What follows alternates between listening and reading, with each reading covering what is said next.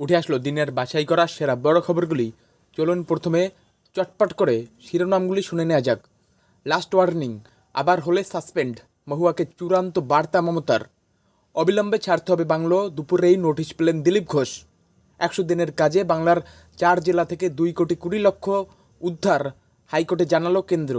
মমতাকে ধরানো হলো আদালত অবমাননার নোটিশ, জেলসহ আর কি শাস্তি হতে পারে জানুন বিস্তারিত। মোদির স্ট্রাইকে হাহাকার বাংলাদেশে, দ্রুত ভারতের ভূখণ্ড খালি করার নির্দেশ, জরুরি বৈঠকে ইউনুসের উপদেষ্টারা। ভারতের চেয়ে বেশি বাংলাদেশের ভালো কেউ ভাবে না, দিল্লিতে মন্তব্য জয়শঙ্করের। বিস্তারিত খবরে যাওয়ার আগে চ্যানেলে আপনি যদি প্রথমে থাকেন চ্যানেলটিকে সাবস্ক্রাইব করে নিন, ভিডিওটিকে অবশ্যই লাইক করুন, আপনার গুরুত্বপূর্ণ মতামত কমেন্টে জানান। সাংসদ মহুয়া মৈত্রকে কড়া বার্তা দিল তৃণমূল। সূত্রে খবর, খোদ সুপ্রিমো মমতা বন্দ্যোপাধ্যায় মহুয়াকে সংযত হওয়ার বার্তা দিয়েছেন। দলেরই এক শীর্ষ নেতৃত্বের দ্বারা ফোনে এই বার্তা দিয়েছেন মমতা বন্দ্যোপাধ্যায় বলে জানা গিয়েছে। আর যদি সংযত না হন তাহলে পার্টি চূড়ান্ত ব্যবস্থা নেবে। তৃণমূলের দলীয় সূত্রে খবর, সাসপেন্ড করার মতো চূড়ান্ত বার্তা দেওয়া হয়েছে মহুয়াকে। নির্বাচন কমিশনে গিয়েছিল তৃণমূলের প্রতিনিধি দল। সেখানে শ্রীরামপুরের তৃণমূল সাংসদ কল্যাণ বন্দ্যোপাধ্যায়ের সঙ্গে কৃষ্ণনগরের সাংসদ মহুয়া মৈত্রর বচসা বাঁধে। তার জেরে মহুয়া মৈত্র কর্তব্যরত বিএসএফ কর্মীকে নাকি সেই সময় কল্যাণ বন্দ্যোপাধ্যায়কে গ্রেপ্তারের কথা বলেন। সেই নিয়ে কার্যত ঝড় ওঠে রাজনৈতিক মহলে। এরপর কল্যাণ বন্দ্যোপাধ্যায় একটি সাংবাদিক বৈঠক ডাকেন। সেই বৈঠক থেকে তৃণমূলের সৌগত রায়, কীর্তি আজাদকেও আক্রমণ শানান। কিন্তু এই ঘটনার পর দলের তরফে প্রথমে কোনো স্ট্যান্ড পাওয়া যাচ্ছিল না। পরবর্তীতে জানা যায় সুপ্রিমো কড়া বার্তা দিয়েছেন। সূত্রে খবর, মহুয়ার উদ্দেশ্যে বলা হয়েছে তিনি যদি নিজেকে সংযত না করেন তার বিরুদ্ধে দল চরম পদক্ষেপ করবে, এমনকি সাসপেন্ড করতেও দ্বিধাবোধ করবে না দল। তবে দলের অন্দরে মহুয়ার বিরুদ্ধে ক্ষোভ নতুন কিছু নয়। বিশেষত তার জেলায় দলেরই একাধিক নেতা থেকে বিধায়করা তার বিরুদ্ধে মমতা বন্দ্যোপাধ্যায়ের কাছে চিঠি লিখে নালিশ জানিয়েছিলেন। শেষমেশ এই কল্যাণের সঙ্গে তার বচসা নিয়ে দল বার্তা দিয়েছে বলে তৃণমূলের দলীয় অন্দর সূত্রে জানা গিয়েছে। যদিও এই নিয়ে মহুয়া মৈত্রর কোনো রকম প্রতিক্রিয়া মেলেনি। রেলের একটি বাংলো নিয়ে অভিযোগ উঠছিল অনেকদিন ধরেই। বিশেষত এলাকার তৃণমূল নেতৃত্ব বারবার অভিযোগ জানাচ্ছিল। এবার সেই বাংলো ছাড়ার নোটিশ পেলেন প্রাক্তন বিজেপি সাংসদ দিলীপ ঘোষ। বৃহস্পতিবার আচমকা এই নোটিশ দেওয়া হয়েছে। মেদিনীপুরের সাংসদ ছিলেন দিলীপ ঘোষ। সেই সূত্রে খড়গপুরে তার আনাগোনা দীর্ঘদিন ধরেই। বর্তমানে সাংসদ না থাকলেও মেদিনীপুরকে নিজের ঘাঁটি বলেই উল্লেখ করে থাকেন দিলীপ ঘোষ। সেখানেই রেলের একটি বাংলোয় থাকতেন তিনি। সেটি অবিলম্বে খালি করার নির্দেশ দেওয়া হয়েছে। বেআইনিভাবে রেলের বাংলো দখল করে রেখেছে দিলীপ ঘোষ। বারবার এমনই অভিযোগে সরব হয়েছে তৃণমূল। এবার খড়গপুরের সাউথ সাইডের সেই 677 নম্বর বাংলো খালি করার নির্দেশ দেওয়া হয়েছে রেলের তরফে। বৃহস্পতিবার দুপুরেই বাংলোর দেওয়ালে রেলের তরফে সাঁটানো হয়েছে নোটিশ।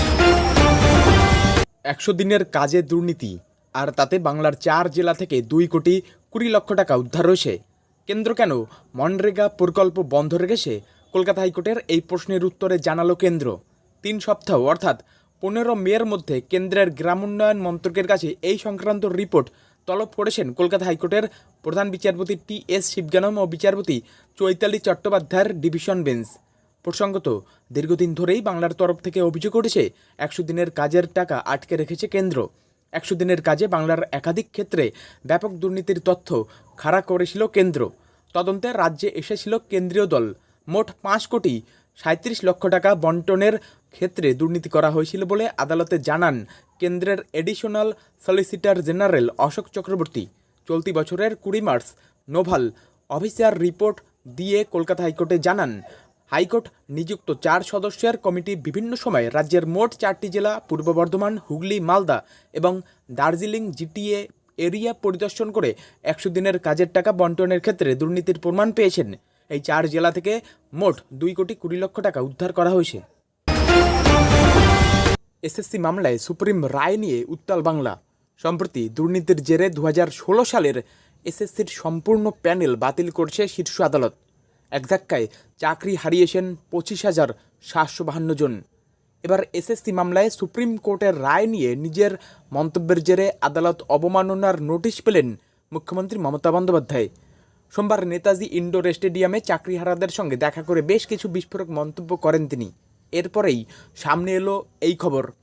সোমবার চাকরিহারাদের সঙ্গে দেখা করে মুখ্যমন্ত্রী বলেন, সুপ্রিম কোর্টের রায়ে তার হৃদয় পাথর হয়ে গিয়েছে। সেই সঙ্গেই এর রায়ের নেপথ্যে অন্য কোনো খেলা রয়েছে কিনা সেই প্রশ্ন তোলেন তিনি। বাংলার শিক্ষা ব্যবস্থাকে ভেঙে ফেলার চক্রান্ত করা হচ্ছে বলে অভিযোগ আনেন মমতা। মুখ্যমন্ত্রী বলেন, মধ্যপ্রদেশে ব্যাপম কেলেঙ্কারির কথা ভুলে গেলেন? নেটেও কেলেঙ্কারি হয়েছে, তবে সেসবে তো কারোর চাকরি যায়নি। শুধু বাংলায় কিছু হলেই চক্রান্ত? রাজ্যের শিক্ষা ব্যবস্থাকে ভেঙে ফেলার চক্রান্ত হচ্ছে, এই রায়ের পিছনে অন্য কোনো খেলা নেই তো? এসএসসির মামলার সুপ্রিম রায় নিয়ে মমতার এহেন মন্তব্য ঘিরে জোর শোরগোল পড়ে গিয়েছিল। এবার জানা গেল মুখ্যমন্ত্রীর বিরুদ্ধে আদালত অবমাননার নোটিশ ইস্যু করা হয়েছে। এক্ষেত্রে প্রশ্ন উঠছে, আদালত অবমাননার ক্ষেত্রে কি সাজা হতে পারে? জানা যাচ্ছে, আদালত অবমাননার আইন 1971 অনুযায়ী যদি কোনো ব্যক্তি আদালত অবমাননার ক্ষেত্রে দোষী সাব্যস্ত হন, তাহলে তাকে 6 মাস অবধি কারাদণ্ড, 2000 টাকা অবধি জরিমানা অথবা দুটোই করা হতে পারে। বাংলাদেশের বিরুদ্ধে বড়সড় স্ট্রাইক চালিয়েছে নরেন্দ্র মোদী সরকার। বাংলাদেশকে ট্রান্সশিপমেন্টের সুবিধা বাতিল করে দিয়েছে ভারত। ফলে ভারতীয় ভূখণ্ডকে ব্যবহার করে তৃতীয় দেশে ব্যবসার সুযোগ আর পাবে না বাংলাদেশ। আর তাতেই হাহাকার পড়ে গিয়েছে বাংলাদেশের ব্যবসায়িক মহলে। থমকে গিয়েছে রপ্তানি, এমনকি যে সমস্ত মালবাহী ট্রাক ছিল সেগুলিও বাংলাদেশে ফেরত পাঠানো হচ্ছে। বৃহস্পতিবার সকালেই সে দেশের পেট্রাপোল বন্দরের গেট থেকে 4টি মালবাহী ট্রাক ফেরত পাঠানো হয়। এমনকি বুধবার রাতেও বাংলাদেশি পণ্যবাহী ট্রাক ফেরত পাঠায় ভারত। পরে রপ্তানি পণ্য বোঝাই ট্রাক 4টি ঢাকায় ফেরত যায়, যা নিঃসন্দেহে ইউনূস সরকারের কাছে বড় ধাক্কা বলেই মনে করা হচ্ছে। যদিও সে দেশের বাণিজ্যিক উপদেষ্টা শেখ বশির উদ্দিনের কথায় ভারত হঠাৎ করে ট্রান্সশিপমেন্ট বাতিল করলেও বাংলাদেশের সমস্যা হবে না।